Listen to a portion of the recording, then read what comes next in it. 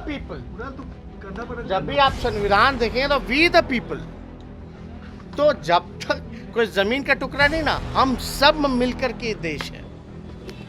अगर हिंदू नहीं रहेगा, मुसलमान नहीं रहेगा, सिख नहीं रहेगा, ईसाई नहीं रहेगा, अलग अलग राज्य नहीं रहेगी, अलग अलग भाषा नहीं रहेगी, तो किस बात का हमारा देश होगा? गो से बिहार के लोग सचेत रहे। हमारे बिहार को चुनौती है। ये भाजपा के लोग बिहार के धरती पे लोकतंत्र की जननी में आकर के लोकतंत्र को चुनौती दे रहे हैं। ये हम लोग स्वीकार नहीं करेंगे। तो असली परिभाषा जो है तिरंगा, जो ये फहराने की बात करते हैं, अरे हमारे दिल में, हमारे हाथ में हर वक्त तिरंगा रहता है, लेकिन तुम लोग एक ही रंग से चलते हो। तिरंगा की बात करते हो तो तिरंगा को वास्तविकता में लागू कीजिए। हो गया। डेटा तो है ही है, लेकिन जब अटल जी अडवाणी जी होते तो एक शिष्टाचार भी होता था। भले ही विपक्ष होता था, उस समय भी सत्ता होती थी, लेकिन इस तरह से किसी को अपना दुश्मन बना करके टारगेट नहीं किया जाता था। आज या तो आप अभी तेजस्वी यादव जो है वो अपने बैठक में एमएलए एमपी का जो बैठक और एमएलसी का जो बैठक था यहाँ पे उनके कार्यालय में, जो 7 मार्च को प्रतिरोध रैली निकाल रही है महागठबंधन के तौर पे, तो उन्होंने बीजेपी पे आके सीधा हमला बोला है। आइए सुनते हैं तेजस्वी यादव को कि क्या कुछ कहा है उन्होंने। करके जानकारी दी कि सुष्मिता सेन उनकी गर्लफ्रेंड है, लेकिन जांच एजेंसियों के लिए जो देश के अरबों खरबों पैसा जो डिमोनेटाइजेशन में, नोटबंदी में जो बैंक में जमा किया लोगों ने, उसको लेकर के जो लोग भागे, लोन लेकर के जो भागे, यानी बैंक जिससे नुकसान में आ गई, घाटे में आ गई, कई बैंकें बंद हो गई। आज उसको कोई नहीं ढूंढ रहा। ढूंढा किसको जाता है? तो कांग्रेस के लोगों को, आरजेडी के लोगों को, टीएमसी के लोगों को, चाहे ठाकरे जी के लोग हों, चाहे जो भी समाजवादी पार्टी के लोग हों, इन लोगों का देखो भैया 2 तरीका है। जो भाजपा की जो सोच है, जो भाजपा की यही सोच है, इस रूप में काम करती है।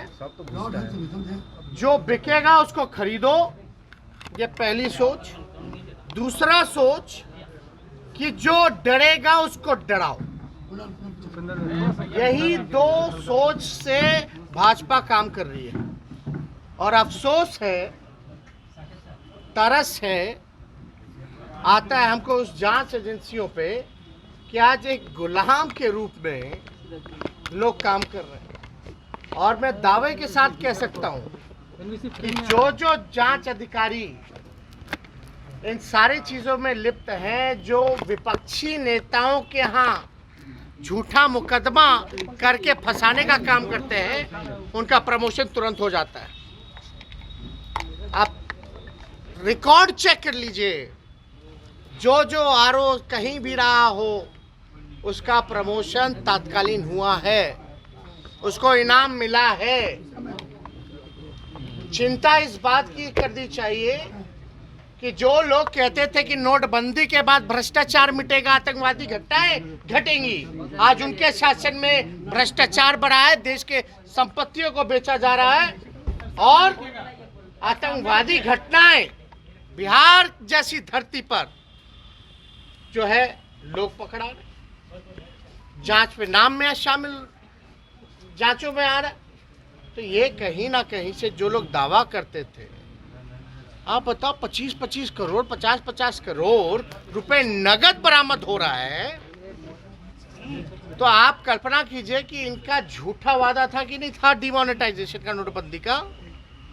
ये बीजेपी के लोग देश को नहीं चला रहे,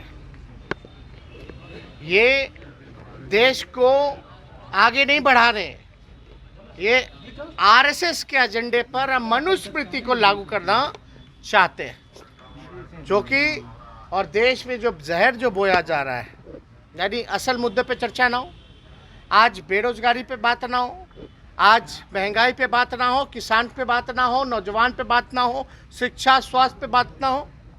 आप जैसे जो पत्रकार हैं, नौजवान हैं, पढ़े लिखे हैं, आज दिन रात मेहनत करके यहाँ हैं, कितना कमा लेते हैं? 15,000। कितना खर्च होता है आपका? कितना खर्चा है? कुछ नहीं बचता आप लोगों के पास। जब आप लोग जो मिडिल क्लास फैमिली है या लोअर मिडिल क्लास फैमिली है, उसकी स्थिति ये हालत है महंगाई में, तो जो ज़मीनी स्तर पे जो गरीब गुरबा है, आप कल्पना कीजिए कि उसकी क्या स्थिति होगी, उसका घर कैसे चलता होगा।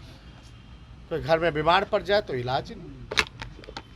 तो इसलिए 7 तारीख को हम लोगों का पूर्व में ही निर्धारित कार्यक्रम रहा है महागठबंधन का। बेरोजगारी, महंगाई, सुखाड़, बाढ़, भ्रष्टाचार, इन सभी जो रियल मुद्दे हैं, असल मुद्दे हैं, इसको लेकर के हम लोग मजबूती के साथ जो जन सरोकार के जो मुद्दे हैं, इसको लेकर के हम लोग उठाएंगे। और ये अति हो चुका है ना, देश में जो माहौल बनाया जा रहा है, ये अति है। और हम लोग उम्मीद भी क्या कर सकते हैं इन लोगों से? तो यही उम्मीद की जा सकती है। अब कोई मतलब कि ठीक है, पॉलिटिकल वेंडेटा तो है ही है, लेकिन जब अटल जी, अडवाणी जी होते तो एक शिष्टाचार भी होता था। भले ही विपक्ष होता था, उस समय भी सत्ता होती थी, लेकिन इस तरह से किसी को अपना दुश्मन बना करके टारगेट नहीं किया जाता था। आज या तो आप गुलाम बनिए या तो आप लड़ करके मरिए। कुछ लोग डरने वाले डरते हैं, बिकने वाले लोग बिकते हैं, लेकिन राष्ट्रीय जनता दल का हर एक सिपाही इनके डराने से और इनके खरीदने से बिकने वाला नहीं है, डरने वाला नहीं है। हम लोग लड़ना पसंद करेंगे, लड़ के मरना पसंद करेंगे, लेकिन अपनी जो विचारधारा है सामाजिक न्याय और धर्मनिरपेक्षता की, और ये जो देश बनाना चाहते हैं, जो गुलाम बनाना चाहते हैं, वो हम लोग बनने के लिए बिल्कुल तैयार नहीं है। हम लड़ेंगे, आखिरी दम तक लड़ेंगे और जनता का साथ मिलेगा। और अकेले हवा निकल ना गया था इन लोगों का। इन लोगों बताइए, आज तक भाजपा अकेले नहीं लड़ पाई। कूद के कोई नेता आता है, जाता है, आता है, जाता है, लेकिन हिम्मत देखिए, है ही नहीं, जिगर नहीं है। फलना तक ये हमारे नेता रहेंगे, चिल्ला तक ये हमारे नेता रहेंगे। अरे लड़ो ना अकेले, हाँ क्या मजबूरी है, लड़ो।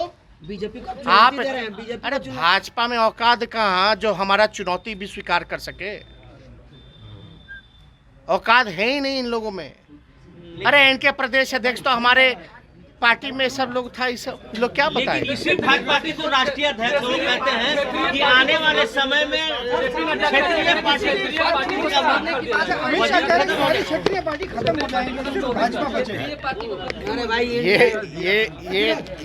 ये जो भाषा है और जो सोच है, खत्म कर दिया जाएगा।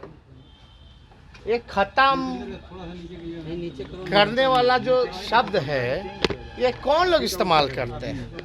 सबसे ऊपर दिए नहीं। ये उनका सोच बता रहा है। लोकतंत्र में विपक्ष का होना महत्वपूर्ण है, और जब विपक्षी नहीं रहेगा तो लोकतंत्र खत्म हो जाएगा। यानी उनका टारगेट, मुस्लिम हो, सिख हो, ईसाई हो, हम सब भाई भाई हैं। और वी द पीपल, जब भी आप संविधान देखेंगे तो वी द पीपल। तो जब तक कोई जमीन का टुकड़ा नहीं ना, हम सब मिलकर के देश है। अगर हिंदू नहीं रहेगा, मुसलमान नहीं रहेगा, सिख नहीं रहेगा, ईसाई नहीं रहेगा, अलग अलग राज्य नहीं रहेगी, अलग अलग भाषा नहीं रहेगी, तो किस बात का हमारा देश अमूल? तो असली परिभाषा जो है तिरंगा, जो ये फहराने की बात करते हैं, अरे हमारे दिल में, हमारे हाथ में हर वक्त तिरंगा रहता है, लेकिन तुम लोग एक ही रंग से चलते हो। तिरंगा की बात करते हो तो तिरंगा को वास्तविकता में लागू कीजिए। हो गया। आपने सुना तेजस्वी यादव ने भाजपा को उसकी औकात दिखाने की बात की है। उन्होंने कहा है कि भाजपा ये जो सरकार है ये दुरुपयोग कर रही है जो सरकारी संस्था है उसका, और भी बहुत कुछ उन्होंने कहा है जैसा कि आपने सुना है। बहरहाल ऐसे तमाम खबरों के लिए आप बने रहिएगा प्रेस जागरण के साथ। मैं कुंदन कुमार, धन्यवाद।